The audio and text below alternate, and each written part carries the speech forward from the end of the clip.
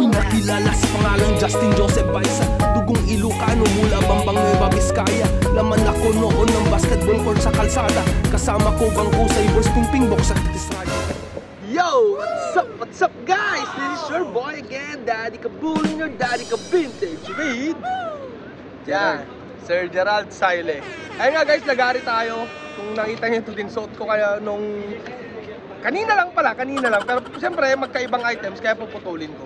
Ayan, so ngayon may pinahit sa atin si Sir Gerald Saile. Kung sa mga nakakakilala kay Sir Gerald is alam nyo na kung anong kinokolekt niyang mga items dito sa Abu Dhabi. Isa siyang enthusiast din. So, ayan, obviously, anong suot niya ba? Oh, obviously, panatik din tayo dyan sa suot ni Sir Je. So, syempre, oo. Ayan, so kamusta naman Sir Je? Ayos lang naman.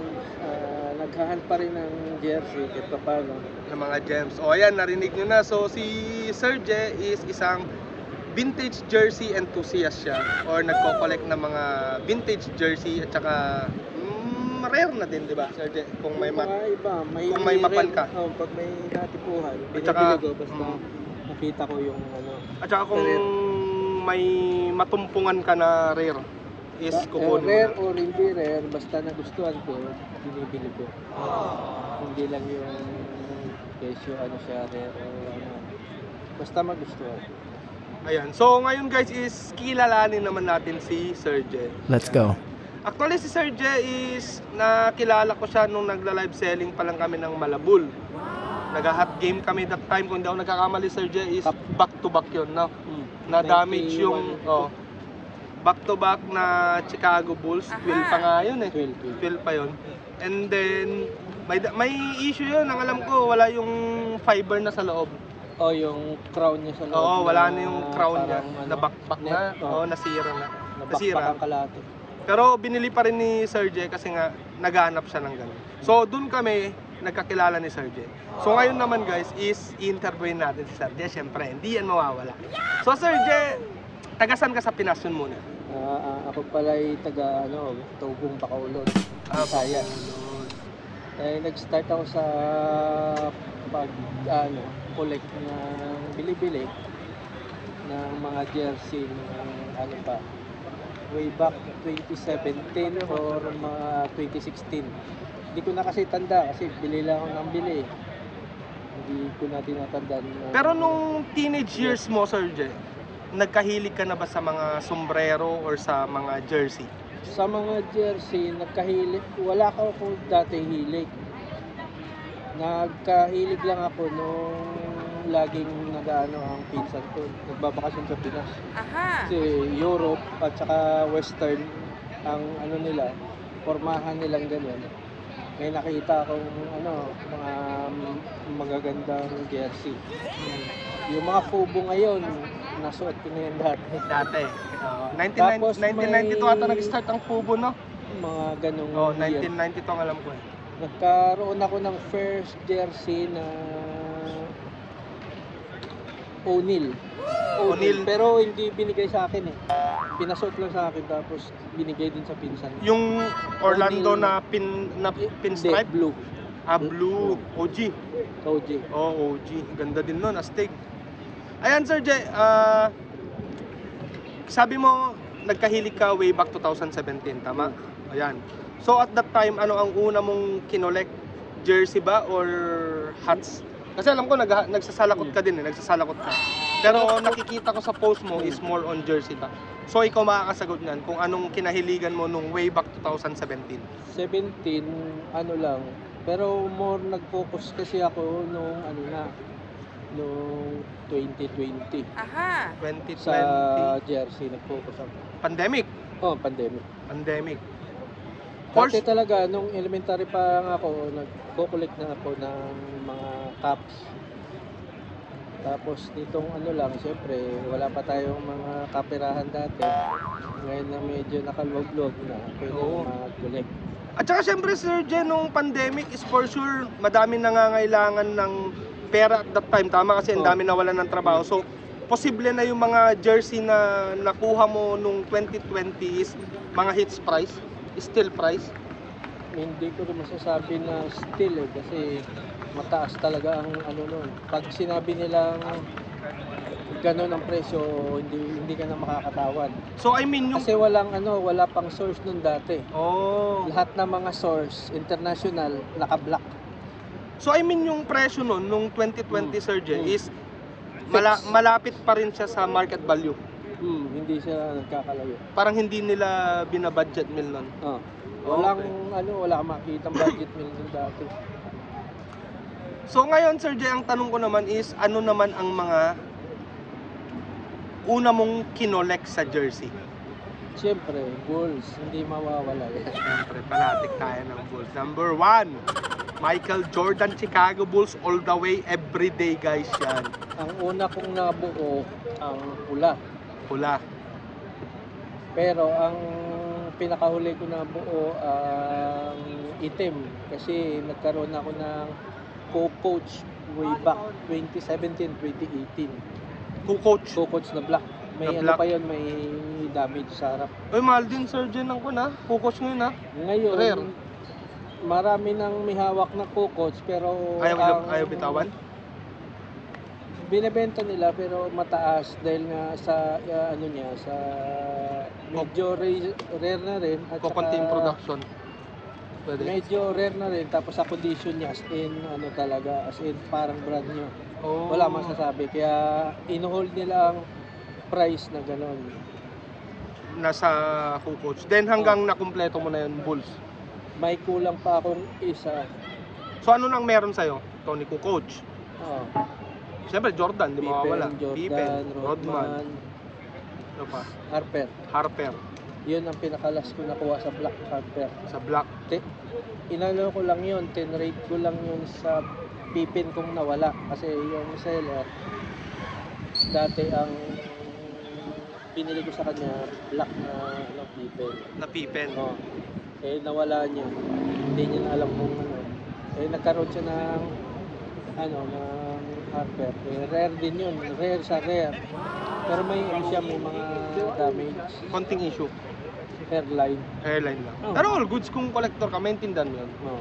Maintindihan. Pero kung makakuha ako ng mas magandang mas magandang klase, mas mainam.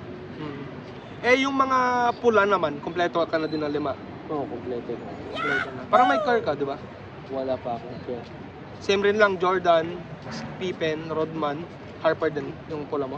Ang pula ko, Armstrong. At si Juan BJ Armstrong. Ang Ito, suot niya. Armstrong. BJ Armstrong, yan. Kala ko si Sakuragi kanina. Ayan. Ang Armstrong ko naman, puti. Puti. Kung ano ang pula, ganun din ang puti. Dapat yun din ang kukumpletuhin mo. Hindi, kasi yun ang yun ang nakita ko eh. Walang available na iba eh. Mahirap hanapin yung puti. Mas mahirap buuin. So maliban sa Chicago Bulls, Sir Jay, ano pang mga teams ang meron ka na para sa'yo is masasabi mong keep? Lakers. Kobe Bryant or Kobe. Kobe lang? Kobe Bryant buong team. Buong team. Oh. Lakers. So, First 5. Pero yung nakulik ko, hindi na sila na pang-abot. parang Ang hindi lang nila naabutan na player si sino? Magic Johnson. Magic. 80s, 90s eh. Tapos si Kobe, pa 2000s 90s na yun, 90s to 2000 Sila na ni yun. Glenn Rice. Ni Glenn Rice. Pero maliban pa sa Rodman. Lakers, meron ka pa? Meron. Ano pa? Warriors. Warriors. Oh, nakita ko yun. Buo ko na, kaso nga lang ang Sprewell ko nasa Pinas pa. Babayaran ko. Kasi yung nagbigay sa akin ng Sprewell, mentor ko rin. Kaya naman guys, adan na naman, ganyan din kanina. Pero okay, siyempre respect natin yung dasal ng mga kapatid nating Muslim guys dito sa Abu Dhabi or dito sa Middle East. Yan. Okay lang yan guys. Ilalapit na lang natin para mas maintindihan natin ang isa't isa guys. That's pretty good. Parang nakita mo ba Sir Jay is meron ka pang rackets? Parang kumpleto mo na yun. Kompleto ko na rin rackets. Sam Cassell, Olajuwon, Robert Horry, Barkley. Drexler and Barkley. Drexler and Barkley. Yan. Ay sabi ko sa inyo guys, solid talaga yung mga collection ni Sir Jay kung makikita nyo. Simple lang pero Pahapyaw minsan nagpo-post yan, nakakainggit kasi kumpleto na, may mga team na kumpleto niya na yung mga first 5 niya, which is ang gandang pagmasdan. Sabi ko nga, parang may Sixers ka ba? Pero Iverson lang. Iverson pa lang ang Sixers ko, nag-hunt na ako. Nagahan. Pero Sir Jess, sa mga collection mo, ano ang pinakamahal na nabili mo? And pinakamahal sa collection mo pala? Ang mga gold talaga, masakit. Gold. Masakit. Anong meron ka na gold? Dalawang Kobe, small 8 at saka big 8. Iverson at saka tawag dito. Jordan. Jordan, meron Jordan. Magkano nag-range yung gold? Ang gold, depende kasi yan sa seller kung saan mo nakuha. Pero mga hindi yan bababa ng 1,000. Bababa ng 1,000? Oh my God. So, ibig sabihin yung mga gold mo is nakuha mo na siya ng more than 1,000. Tama? O, ganun kamahal guys ang jersey. Pero syempre, hindi naman biglaan yung Serge. Syempre, kung trip mo yung item is siguro pinaghandaan mo naman. Pinag-ipunan mo. Kasi kung...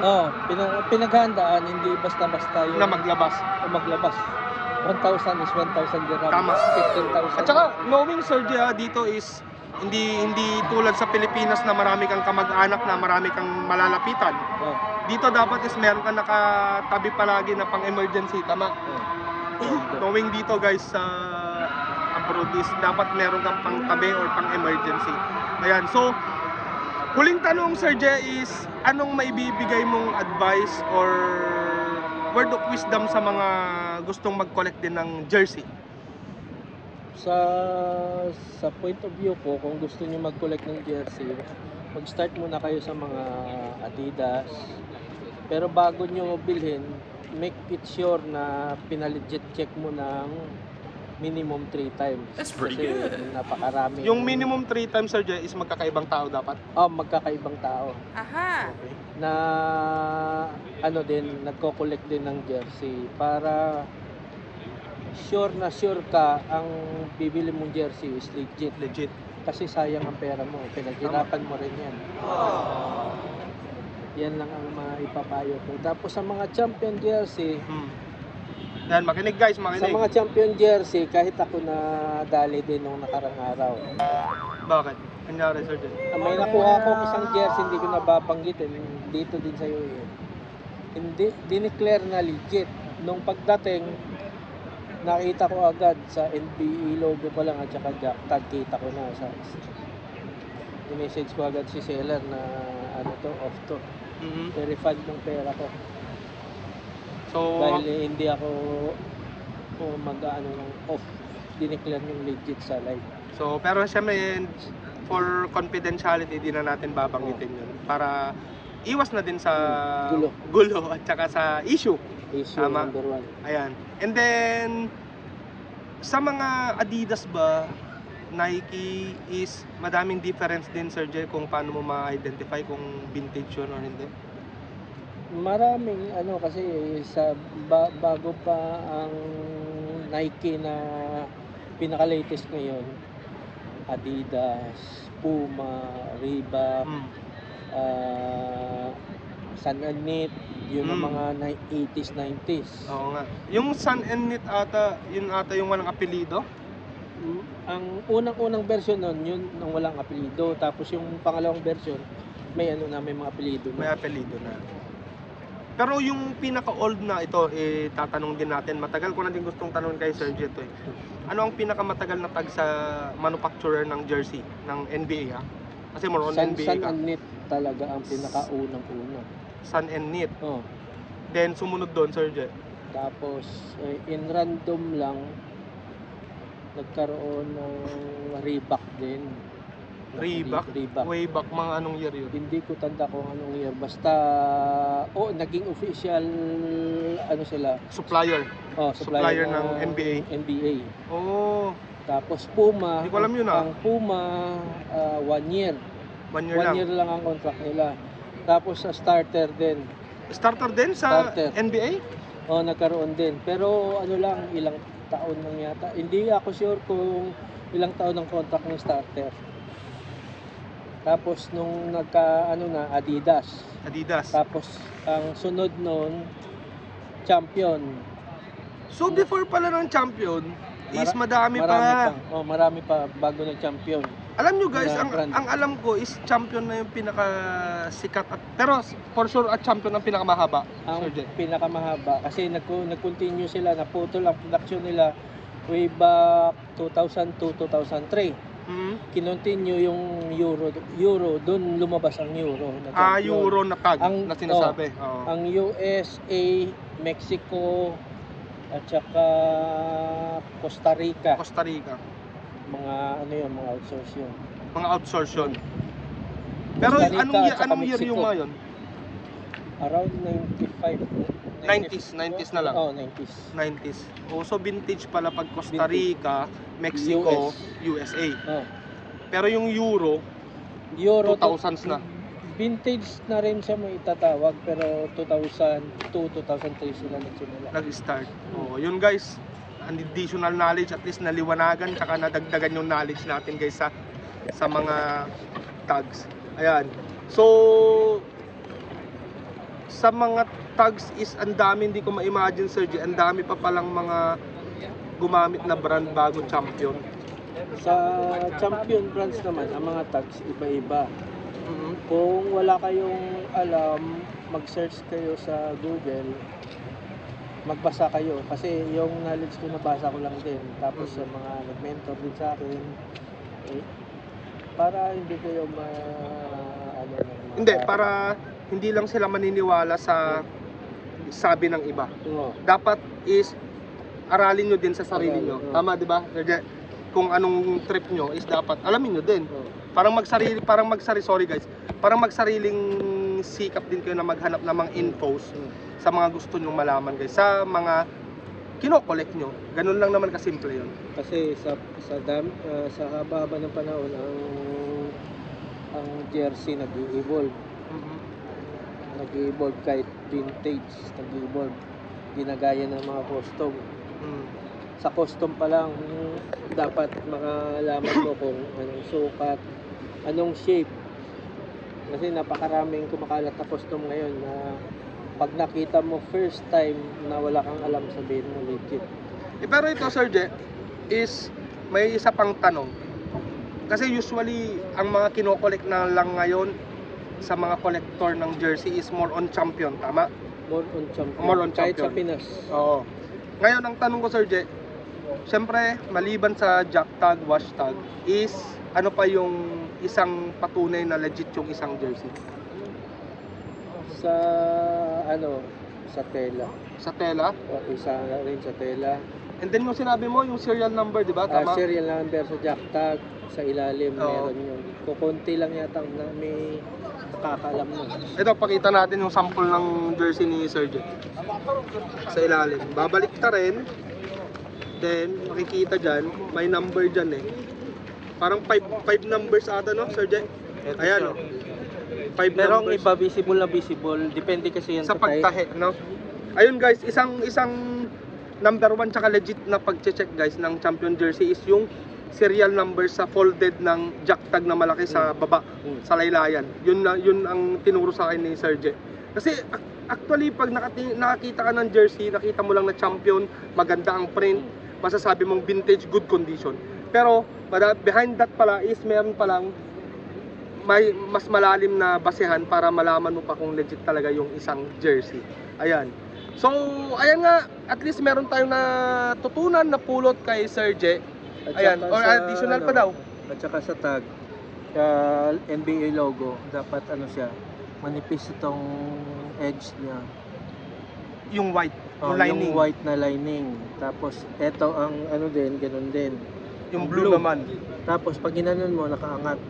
Hindi siya yung nakalubog. Nakadikit na dikit. Yung dikit na dikit, yun. Isa yun sa mga signs na tinahi ng buo. Kasi ang legit, kukunti lang tayo. Kukunti lang tayo. No. Pati yung NBA logo. NBA. Ito. Kukunti lang tayo. Ayan guys, at least ang dami natin natutunan kay Sir J. Syempre, hindi natin, at saka mamaya ko na ilang i-flex guys yung pinahit sa atin ni Sir J. Kasi ang tagal ko na naghahanap din nun eh. Then out of nowhere is in-offer niya sa akin, which is okay na. Sabi nga ni Sir J sa akin, kung mura yung isang item at gustong gusto mo at may budget ka, is i-grab mo. Tama Sir J? Kung may budget ka. Kung may budget. Oo, pero kung mura na, is grab mo na, di ba? Kasi ang hirap na eh. Ang hirap na. Sinabi ko rin kay Justin na inawitan niya ng 400. Sinabi mo lang yung presyo, sige. Nadali niya. Oo. Sabi ko, hindi ko na may bababa sa kung ano man pinagkasundo ang presyo. Oo. Kasi ano yan eh, dead stock with hang tag pa. Kung walang tag. Kung excellent condition lang, mapag-uusapan pa ang price. So fix yun, pero siyempre kinurutan ko si Sir J, pero naintindihan ko din naman. Literal ako. Grabe ka naman. Ayan, so magpapasalamat tayo guys kay Sir Gerald Saile sa konting oras na pag-share ng knowledge niya. At least ako actually, honestly, may napulot ako na kung paano mag-legit check ng kaunti sa mga vintage jersey natin. Ayan. So maraming salamat Sir J, at saka maraming salamat din sa pinahits mo sa akin. Sana more transaction kung may nahanap ka pang pinapahanap ko. Alam mo na yun kung ano pinapahanap ko, no? Pero wag mo natin banggitin dito para kung nahanap mo na, i-vlog na naman ulit natin. Tama? Oo. Mahirap yung pinapahanap yan. Oo nga eh. Yung size. Size pa lang. Marami yung pinapahanap niya, yung size lang ang problema.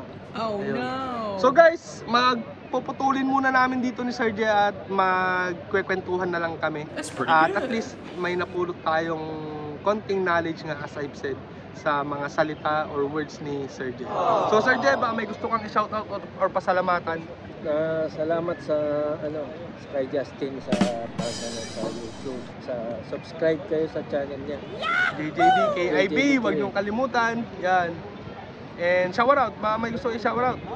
Shoutout sa mga naging mentor ko sa Jersey, alam niyo kung sino kayo. So sa mga taga Pinas din, sa mga naging mentor ko lang dyan, salamat sa inyo. So sa mga nakakilala kay Sir Gerald na hiningian niya din or naging mentor niya, is alam nyo na daw sa sarili nyo mga sir. Yan. So guys, magpapaalam na kami ni Sir Gerald at magkwekwentuhan na kami. Okay Sir Gerald, thank you ulit ha. And guys, puputulin na namin at enjoy muna sa kwentuhan. Let's go! Yo! At ayan na nga guys!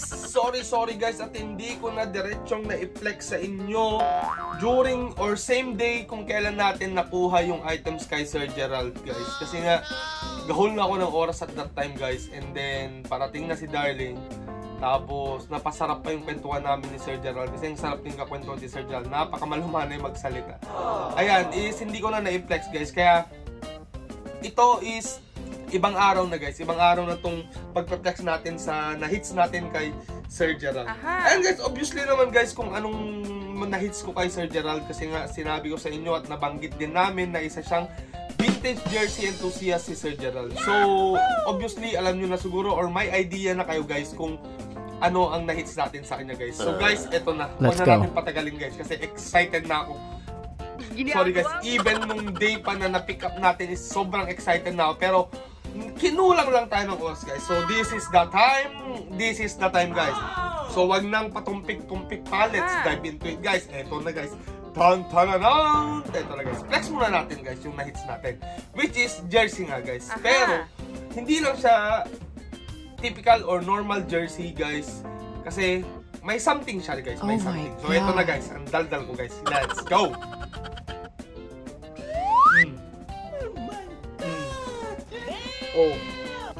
Oh. Di ba guys? Chicago Bulls siya guys. At saka, itong likod naman guys. Oh. Di ba guys? Chicago Bulls tsaka Michael Jordan na jersey guys. Pero, ang kaibahan lang dito guys is number 45 na jersey guys. Which is, ito yung comeback niya guys. Yung comeback na number na to, yung 45. Which is, number 12 pa siyang alam ko. Really, nigga? Then ito, number 45 is yung comeback niya. Ayan guys, naghahanap kasi ako nito guys. Kasi nga, wala akong mahanap na, ano ba yung hinahanap ko nun? USA na jersey ni Jordan, kaso wala akong mahanap. So sabi 45 na lang muna. Then, nagkausap din kasi kami ni Sir Gerald before is nagpapahanap ako ng Scottie Pippen, which is mahirap daw kasi yung Scottie Pippen na color black at saka size ko guys na 48. Eh ito, naisipan ko, 45 na nga lang muna. Sabi ko, unahin ko muna kung ano yung available. Sakto guys, nung tinanong ko si Sir Je, is mag-out siya ng jersey niya, or hindi pala mag-out. Kasi tinanong ako, gusto mo ba ng 45, naghahanap ka ba? Eh sabi ko, oo, kung meron. Eh sabi niya, ito, kunin mo na lang to kasi nga kukuha din daw siya ng ibang jersey para sa mga kinukulit na sa kinukumpleto ng mga team. Ito, binigay niya lang sa akin guys. In-offer niya sa akin, which is size ko talaga. At saka malaki din sa kanya kasi size 44 lang si Sir Gerald. So baka i-out na to, then kukuha siya ng same design, same number na Michael Jordan jersey, pero size 44. Which is ito guys is napaka-solid kasi ribbings pa lang guys, ribbings. Oh, walang kulubot-kulubot. Yan ang print guys. And walang kabasag-basag guys. Siyempre may hangtag, di brand new yan guys. Brand new with tag. Yan. Oh, walang kabasag-basag. 45 solid na solid. Ayan guys. Oh. Then yung apelido naman guys. Ayan. That's pretty good. Walang kabasag-basag guys. Really nigga? Then sa loob guys, is yan makikita. Ginagawa mo. Ayan, makikita yung print niya guys. Ayan, tagos. Ayan. Then, syempre, natalakay naman ni Sir J kung paano mag-legit check ng mga jersey. Is dapat manipis lang ang lining ng NBA, which is manipis. Wow. Then, ang champion, which is manipis lang din. Wow. At saka dapat usli siya or umbok siya guys. Yan, umbok yung mga patch ng NBA logo at saka champion logo guys. Ayan, tsaka yung stitching sa likod is dapat isang tahi lang. Ayan. Then, ang jack tag nito guys is wash tag is andito guys. Hindi nga lang siya, ay meron pa siyang tag dito. Inspected by, sabi po may mali. Pero ito yung wash tag niya guys, yan. Visible pa naman. That's pretty Wash good. tag. Yan, then ang jack tag niya guys is ito. 48. Then, ito guys, take note ha. Kasi at that time, nung nakuha ko to, hindi ko pa to kinilatis. Which is, sinabi ni Sir Gerald sa atin na isang basehan para i-legit check ang isang jersey is yung serial number sa baliktad ng jack tag guys. Which is ito, kailan ba kahapon? Or 2 days after ko na pick up to is, dun ko lang nakilatis yung jersey. Pagtingin ko is walang serial number guys. So, nagtaka ako. Sabi ni Sir Gerald is dapat merong serial number. Then, tinanong ko siya, Sir J, ganito, blah blah blah, ganyan. Ang explanation pala guys, kaya walang serial number yung mga iba, which is legit din like this, is manufactured siya to different generation. Kumbaga baka second manufactured na to, kaya wala ng serial number. Mga ganon, ibang generation na siya na manufacture. Guys, kaya walang serial number to. Pero usually, yung mga first generation is merong serial number according kay Sir Gerald. Then, napatunayan ko din na legit to at saka legit na walang serial number kasi nagpa-legit check din ako guys. Kay Utol Dennis Tolentino kasi alam kong may 45 din siya na Chicago Bulls na pula. Kaya pina-legit check ko, same tag, same design, same generation. Pinakita niya, sinad niya sa akin is wala ding serial number yung sa kanya. Size 44 nga lang yung kay Utol Dennis. Ayan, so maraming salamat Utol Dennis. Shoutout sa iyo sa pagtulong sa pag-legit check dito sa jersey na nakuha natin kay Sir Gerald Siley. Yan. So guys, ayan nga, nakita niya ito yung hang tag guys. Ayan, huwag natin tatanggalin yan. Ayan ko kung isusuot ko. What? Pero siguro, susuot, pero for sure tatanggalin ko to pag isusuot ko guys. Oh no. Ayan, so guys, ang tawag nga dito guys is Michael Jordan number 44, ay number 45, Chicago Bulls, jersey red, men. Yan, size 48, brand new with tag. Yan. So guys, ito, pinahits lang sa atin ni Sir Gerald sa halagang 500 dirhams guys. 500 dirhams, wala nang patong yun, walang labis, walang kulang, hindi niya na pinatungan kasi nga binaliktaya niya lang. Kasi nga kukuha din siya ng same design na size 44 guys. That's pretty Ayan. good. So imagine nyo guys, baliktaya which is napaka-solid na items, tsaka brand new. Kasi yung kay Utol Dennis daw, hindi siya brand new, pero maganda din ang condition, excellent condition. 500 dirhams na din daw nakuha. Eh ito is brand new with tag pa. So, Hits Nights to guys sa halagang 500 dirhams guys.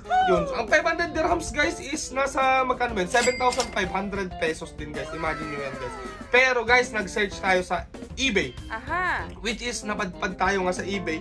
Ang online price nito guys, tong brand new with tag na Bulls 45 ni Michael Jordan na red is nagkakahalaga to guys ng makikita nyo dyan guys ng $250 guys. Imagine nyo yun guys, $250 or 1,000 dirhams guys. So in peso is 15,000 pesos guys. Imagine yung difference guys ng 500, almost kalahati na, kalahati. Kasi sa online is 1,000 dirhams, then na-hits lang natin ng 500 dirhams guys. So nakasave na agad tayo ng kalahati guys, which is napakaganda ng condition, walang ka-issue at saka with hang tag pa guys. Yan. So maraming salamat Sir Gerald Saile dito sa pag-package mo.